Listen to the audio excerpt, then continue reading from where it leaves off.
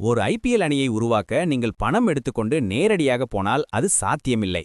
BCCI ஒரு நிர்ணயிக்கப்பட்ட செயல்முறையை பின்பற்றுகிறது. பிசிசிஐ ஒரு அணியை விற்க முடிவு செய்தால் 3000 கோடி ரூபாய்க்கு மேல் மதிப்பீடு வேல்யூவேஷன் உள்ள நிறுவனங்களுக்கே விண்ணப்பிக்க அனுமதி அளிக்கப்படும். வேல்யூவேஷன் என்பது அந்த நிறுவனத்தின் வருமானத்தையும் லாபத்தையும் வைத்து அதன் மதிப்பு எவ்வளவு என்பது.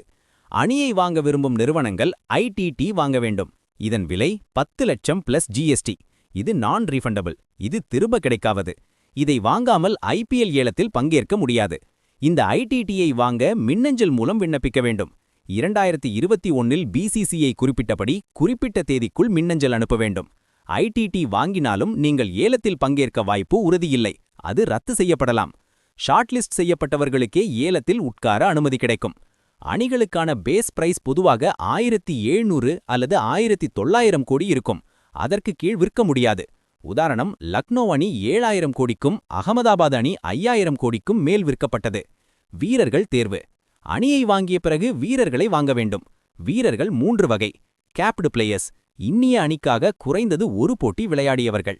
ஃபாரின் பிளேயர்ஸ், அன்கேப்டு பிளேயர்ஸ், மாநில சங்கம் பரிந்துரைக்கும் வீரர்கள். மொத்தம் 1100 முதல் 1500 வீரர்கள் பட்டியலில் இருப்பார்கள்.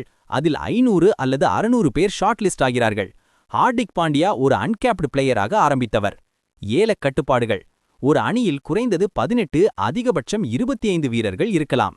அதிகபட்சம் 8 வெளிநாட்டு வீரர்கள் இருக்கலாம். ஒவ்வொரு அணிக்கும் 90 கோடி ரூபாய் பர்ஸ் லிமிட். முதல் மார்க்கி பிளேயர்ஸ் ஏலம், பேஸ் பிரைஸ் 2 கோடி ரூபாய். பின்னர் பேட்ஸ்மேன், பவுலர் போன்ற குழுக்களாக ஏலம் நடக்கும். வீரர்களை தேர்வு செய்ய டேட்டா சயின்ஸ் பயன்படுத்தப்படுகிறது. ஏல விதிமுறைகள்.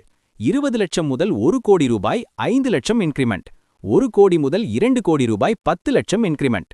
ஒவ்வொரு ஆண்டும் மினி ஆக்ஷன் நடக்கும். ஒவ்வொரு 3 ஆண்டுகளுக்கு ஒரு முறை மெகா ஆக்ஷன். 4 வீரர்கள் மட்டும் ரீடெயின். செலவுகள். அணியை வாங்குதல், வீரர்கள் சம்பளம், பயணம், ஹோட்டல், நிர்வாக செலவுகள். மேலும் அணியின் வருமானத்தில் 20% பிசிசிஐக்கு கொடுக்க வேண்டும். வெற்றி பரிசு 20 கோடி. அதில் 50% வீரர்களுக்கு. ஐபிஎல் அணிகள் எப்படி சம்பாதிக்கின்றன? 1. Broadcasting rights. 2008 முதல் 2017 வரை சோனி 8200 கோடி. 2018 முதல் 2022 வரை ஸ்டார் இந்தியா 16347 கோடி. 2023 முதல் 2027 வரை ஜியோ ஹாட்ஸ்டார் 48390 கோடி.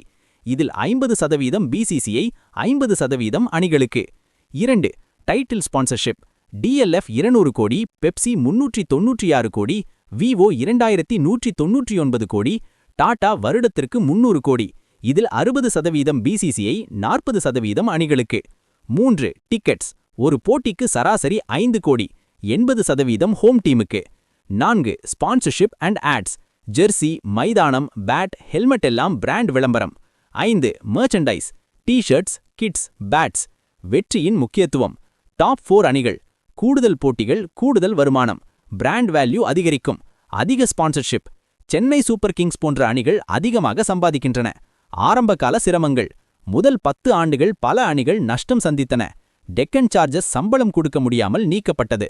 சன்ரைசர்ஸ் ஹைதராபாத் உருவாக்கப்பட்டது. பின்னர் பிராட்காஸ்டிங் ரைட்ஸ் அதிகரித்ததால் லாபம் ஆரம்பித்தது. ஸ்பாட் ஃபிக்சிங் விவாதம் கிளம்பியது. சென்னை சூப்பர் கிங்ஸ் மற்றும் ராஜஸ்தான் ராயல்ஸ் 2 ஆண்டுகள் தடை செய்யப்பட்ட சம்பவம் உள்ளது. அதை தவிர பெரிய ஆதாரம் இல்லை. இது இன்னும் விவாதத்தில் உள்ளது. முடிவு. ஐபிஎல் ஒரு சாதாரண கிரிக்கெட் லீக் அல்ல. இது மிகப்பெரிய பிசினஸ் மாடல். இதில் டேட்டா சயின்ஸ் முதல் மீடியா ரைட்ஸ் வரை அனைத்தும் முக்கிய பங்கு வகிக்கின்றன.